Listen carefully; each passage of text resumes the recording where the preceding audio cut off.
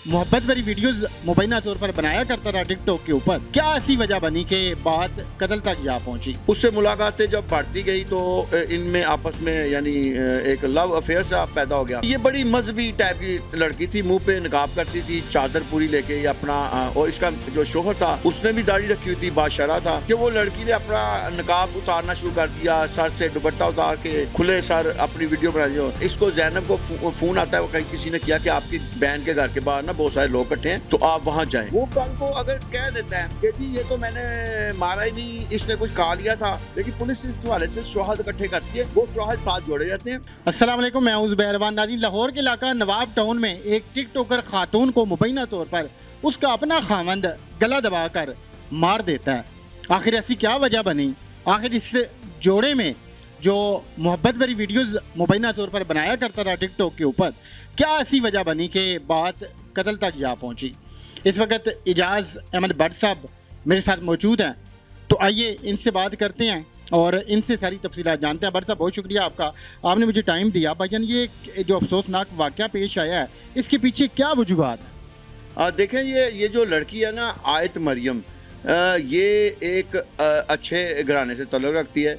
बुनियादी तौर पे इसकी एक बहन, जो 4 बहन भाई हैं, इसकी एक बहन ज़ैनब है जो इस केस की मुद्दइया बनी है। और ये ना लड़की जो है ना, इसके असल में इब्तदाई लाइफ में ना इसकी शादी हो गई थी। शादी होने के कुछ अर्सा बाद इसको तलाक हो गई। जब तलाक हो गई तो आपको पता है ज़िंदगी के ऊपर बहुत सारे असरात मुरतब होते हैं। बंदा जो है ना, ख़ास तौर पर ख़वातीन टूट के रह जाती हैं। फिर ये क्योंकि लाहौर के इलाके में आ गई थी, इसकी जो दूसरी बहन है ज़ैनब, वो बिहाड़ी की है, उनकी उधर शादी है। तो जब ये लाहौर में आई तो यहाँ इसकी एक लड़के के साथ मुलाकात हुई। तो वो लड़का टाउनशिप के इलाके में रहता था। उससे मुलाकातें जब बढ़ती गई तो इनमें आपस में यानी एक लव अफेयर सा पैदा हो गया। तो उस लड़के ने कहा कि मैंने आपसे शादी करनी है। उसने इससे शादी कर ली। उस लड़के का नाम है मियाँ साद।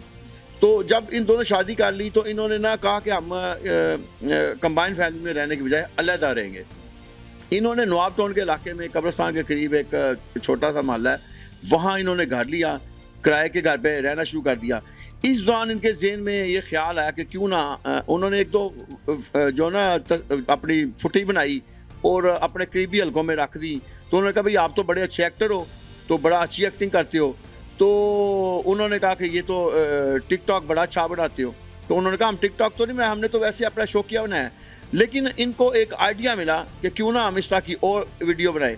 अच्छा, शुरू में ये जो आयत मरियम ना, क्योंकि देखिए इसके नाम में भी आपको मिलेगा आयत मरियम, तो ये बड़ी मजहबी टाइप की लड़की थी, मुंह पे नकाब करती थी, चादर पूरी लेके अपना, और इसका जो शोहर था उसने भी दाढ़ी रखी हुई थी, बादशाह था। तो इसलिए इनमें बड़ा यानी क्लोजनेस हो गई, थोड़ा थोड़ा दीन से भी इनका लगाव था। तो वो टिकटॉक जब बनाते थे तो इसके शोहर की दाढ़ी और इसका नकाब, तो वो इस तरह चलती। लेकिन अपनी हर टिकटॉक में ये बड़ा महबूब जोड़ा बन के रहते थे।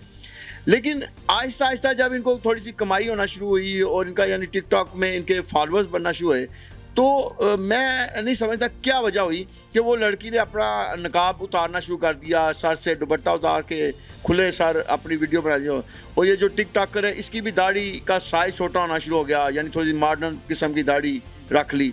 तो ये सारी इनमें डेवलपमेंट एहसास आती है। तो ये इनके बारे में पहले तो ख़ानदान में ये मशहूर था कि ये लव मैरिज की है, एक दूसरे से बड़ी मोहब्बत करते हैं, अकेले रहते हैं। दूसरा इनके साथ ये हुआ कि कोई सास उससे साथ नहीं, कोई नंद बावज कोई साथ नहीं है। इसके अलावा इनके पिछले 2.5 साल से ज़्यादा शादी को हो गई थी, तो इनके यहाँ औलाद भी कोई नहीं थी। तो आपको पता है कि मियाँ बीवी हर वक्त मोहब्बत के मोड पे नहीं रह सकते, उसको आपको ट्यून करना पड़ता है, तकलीफ़ें भी होती हैं, दुख दर्द भी आते हैं। तो जब ऐसा मौका होता तो इनके दरमियान में लड़ाई झगड़ा होना, कोई छुड़ाने वाला पास नहीं होता था। कुछ अरसे से वो जो शोहर है वो इस तरह के इल्ज़ाम भी लगाने लगा कि भाई तुम्हें जो ना मुख्तलिफ़ किस्म के कमेंट्स आते हैं, तो ये कौन लड़के हैं। अब वो कहते हैं कि ये तो सोशल मीडिया के, आप कोई भी टिकटॉक रखेंगे तो लोग इस तरह के वल्गर किस्म के जो है ना कमेंट्स करते हैं, इसमें मेरा क्या कसूर है। लेकिन वो ना कुछ अरसे से इसके साथ बदतमीजी, टॉर्चर, छोटा मोटा और लड़ाई झगड़ा, इस सारे वाक़या को फिर इसने एक दिन फ़ोन किया। इसने अपनी बहन ज़ैनब को बताया कि मेरा जो शोहर है वो मेरे साथ आजकल बड़ा लड़ाई झगड़ा करता रहता है, तो मुझे डर है कि ये मुझे कत्ल ना कर दे, या कत्ल ना कर दे, या मेरे कोई सख्त एक्शन ना ले ले। उसकी बहन ने 1-2 दफ़ा समझाने की भी कोशिश की, लेकिन फिर वही बात है कि अकेला अकलौता जोड़ा घर में बैठा हो तो उनको कौन समझा सकता है बार बार। तो वकुआ के रोज़ में भी तकरीबन 4:30 बजे दिन के ना इसको ज़ैनब को फ़ोन आता है, वो कहीं किसी ने किया कि आपकी बहन के घर के बाहर ना बहुत सारे लोग इकट्ठे हैं, तो आप वहाँ जाएं। वो गई तो कहती काफ़ी सारे लोग थे, हम अंदर गए तो मेरी बहन जो है बेड रूम में पड़ी थी और उसका गला दबाया हुआ था। पुलिस को बुला लिया, पुलिस ने सारा चेक चुक किया, इसको भेजा डेड हाउस भेजा उसका पोस्टमार्टम के लिए। इस दौरान मुलज़म जो है ना फरार हो गया था। तो मुलज़म की गिरफ्तारी के फिर वो जो एसपी सदर है डॉक्टर गयूर, उन्होंने एक टीम बना दी, क्योंकि वाक़या एक था कि मारूफ उतनी तो नहीं थी लेकिन फिर भी लोगों में काफ़ी इनका नाम जाना पहचाना जाता था। तो फौरी तौर पे टीम ने जो है ना वो अलर्ट किया और जियो फ्रांसिक की गई, उनके फ़ोन की जो रिकॉर्ड चेक किया गया और उनका इस वक्त लोकेशन ट्रेस की गई और उस लोकेशन की वजह से वो जो है मुलज़म जो है साद उसको पकड़ लिया गया। अब जब पकड़ा है तो उसने कहा क्या वाकई, उसने कहा छोटा मोटा झगड़ा तो होता रहता था, लेकिन आज इसने मेरे साथ ऐसे आगे से बदतमीजी की और मुझे ज़्यादा गुस्सा आया और मैंने इसका गला दबा के इसको कर दिया। लेकिन अभी भी इस केस के कुछ फैक्टर्स अभी खुफिया हैं, क्योंकि पुलिस अभी पोस्टमार्टम की जो केमिकल रिपोर्ट आती है वो नहीं अभी बता रही, तो वो अभी चीज़ें कुछ निकलेंगी तो पता चलेगा कि मज़ीद क्या उस रोज़ हुआ जिसकी वजह से है। अच्छा बट साहब, आप माशाल्लाह बड़ी इन्वेस्टिगेशन करते हैं, कोई भी इस तरह का मैटर आता है, इस केस में भी आपने पूरी इन्वेस्टिगेशन की होनी है। एक सवाल जो है ना वो लोगों के भी जहन में आ रहा होगा कि ऐसा केस जिसमें बज़ाहिर कोई गवाह नहीं होता, ठीक है, अब इस केस में अगर देखा जाए तो दोनों मियाँ बीवी अकेले थे, गवाह कोई नहीं है, तो उसमें मुलजिम को क्या फ़ायदा मिलने के चांसेस होते हैं या फिर उसको सज़ा मिलने के कितने चांसेस होते हैं?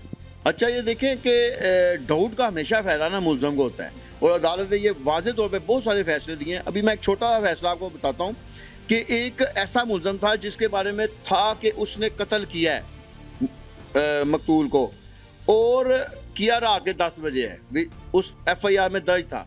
सिर्फ वो ये लिखवाना भूल गए कि जब ये वक़ूआ हुआ था तो सामने एक बल्ब जल रहा था जिसकी रोशनी में मैंने देखा। उन्होंने ये नहीं लिखा, तो जज ने डाउट दिया कि आपने FIR में ये नहीं लिखा, मुझे मैं कैसे फैसला करूं कि वहाँ रोशनी थी या नहीं, आपने कैसे देख लिया, ये डाउट पैदा होगा। लिहाजा उन्होंने जो कंफर्म मुलज़म था जिसके बारे में सारे कह रहे थे गवाह कि भाई इसने कत्ल किया है, उसको जज ने छोड़ दिया।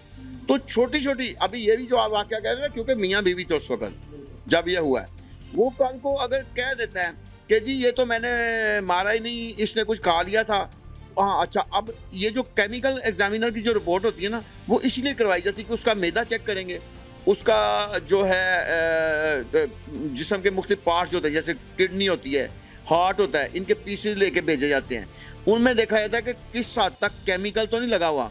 अब मैं इसमें भी आपको एक और केस बता देता हूँ कि एक ऐसा कत्ल हुआ कि जिसमें शोहर, वहाँ भी शोहर ने बीवी को कत्ल किया था लेकिन वो मान नहीं रहा था, तो उसने एक बयान दिया अपना जो लिख के, उसने कहा कि हम सुबह अपने मेरी बीवी नाश्ता बना रही थी तो मैंने और उसने बैठ के पराठा खाया, जिसके बाद मैं चला गया और जब मैं ऑफिस पहुंच गया तो 2 घंटे के बाद मुझे फ़ोन आया कि मेरी बीवी को किसी ने कत्ल कर दिया है। वो कत्ल भी कैसे किया था, सर में डंडे मार मार के और बाद में गला दबा के किया था। अब वो ज़ाहिरी तौर पे उस केस में वो बच रहा था बड़ी इजीली, लेकिन जब केमिकल एग्जामिनर की रिपोर्ट आई तो उसमें आया कि जब ये खातून कत्ल हुई थी इसका मैदा पिछले 16 घंटे से खाली था, यानी उसने रात से लेकर सुबह तक कुछ नहीं खाया था। उसका बयान जाली साबित हुआ कि इसने कहा मैंने और मेरी बीवी ने बैठ के नाश्ता इकट्ठे किया था।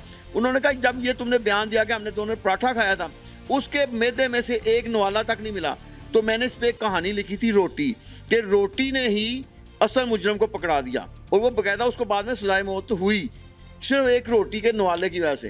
तो बहुत सारे, इसीलिए जब भी वाक़या होता है पुलिस कहती है कि गोली सर में लगी है तो पुलिस फिर भी मैदे का भी जरूर कराएगी। उसका भी एक आपको मैं वाक़या बता, एक बाप बेटी थे, बाप बाहर निकला तो क्योंकि मेरे पास तो ऐसे सैकड़ों वाक़यात हैं, तो बाप बाहर निकला तो बाहर जो उसका मुखालफ था उसने गोली मार दी तो गोली सर पे लगी, तो सर पे लगी तो जो उसकी बेटी ने उसने ऐसे देखा तो उसकी बेटी ही उसकी गवाह थी। अब अदालत ये भी देखती है कि करीब घर का कोई फर्द अगर गवाह हो तो वो इतना मजबूत गवाह नहीं होता क्योंकि उसने वैसे ही गवाही देनी होती। उन्होंने कहा कि जब बेटी ये सर में गोली लगी थी तो वो उससे मरा, उसने प्ली ये ली कि जी ये जब घर से बाहर निकला था तो इसको हार्ट अटैक हो गया हुआ था, तो ये दवाई लेने के लिए बाहर निकला तो ये गिर गया और गिरा तो हार्ट अटैक से ये मर रहा था, लेकिन क्योंकि मेरा मुद्दई जो वहाँ से आ रहा था उसने देखा कि मर रहा है तो ये तो मेरे मारने से पहले मर गया है, तो उन्हें मरे हुए को गोली मार दी। अब वहां पे शक आ गया कि भाई पहले मरा या बाद में मरा। उन्होंने कहा कि आप ऐसा बताएं कि इसके जो केमिकल एग्जामिनर की क्या रिपोर्ट आई है। वो आईओ ने कहा कि जी वो तो मैंने कराया नहीं। मैंने कहा सर पे गोली लगी है तो मैदे की तो जरूरत ही नहीं है। उन्होंने कहा नहीं आपने क्यों नहीं कराया, आपको पोस्टमार्टम में सारा कुछ कराना चाहिए था। वहां भी डाउट में मुलजम को छोड़ दिया। तो ये ऐसे ऐसे डाउट हैं कि जिसमें क्रिमिनल साबित होता है कि उसने कत्ल किया है लेकिन वो छूट जाता है। इस केस में बट साहब पुलिस कहाँ पे पहुंची है? इस केस में जो पुलिस ने उसको पकड़ा है, उसको पकड़ा के पुलिस ने जो बयान दिया हमें कि उन्होंने कहा जी उसने मान लिया कि जी मैंने कत्ल किया, लेकिन ये पुलिस के सामने दिया बयान नहीं है। वो 164 का बयान होता है जो मजिस्ट्रेट के सामने होता है, उसको अदालत मानती है। तो लिहाजा आगे जाके वो मुकर जाए कि मैंने नहीं मारा, मैं तो घर में नहीं था, तो हो सकता है इसमें, ये नहीं कि नहीं। लेकिन पुलिस इस हवाले से शवाहद इकट्ठे करती है तो वो शवाहद साथ जोड़े जाते हैं जिनकी मदद से फिर ये जो है ना वो वकुआ का एक चालान बनाया जाता है, उसके बिहाफ पे फिर सजा होती है। बट साहब बहुत शुक्रिया आपका, आपने टाइम दिया, बड़ी कम्प्रीहेंसिव आपने बातचीत की। हमारे नाजरीन को इससे यकीनन आगाही मिली होगी। नाजरीन टिकटॉक की वजह से, इस ऐप की वजह से या फिर सोशल मीडिया की वजह से आपने देखा कि पहले हमारी जो नौजवान नस्ल है उन्होंने कुछ हैं जो कि फ़ायदा उठा रहे हैं, बाकी वो ज़्यादातर हैं जिन्होंने नुकसान ही उठाया है। तो आप देखें कि ये किस तरह एक हमारी बहन थी जो कि मौत के मुंह में चली गई। अब बहरहाल हमारी पुलिस की जिम्मेदारी है कि वो इस ख़ानदान को कैसे इंसाफ दिलाती है। तो मिलते हैं अगली वीडियो में। अल्लाह हाफिज़।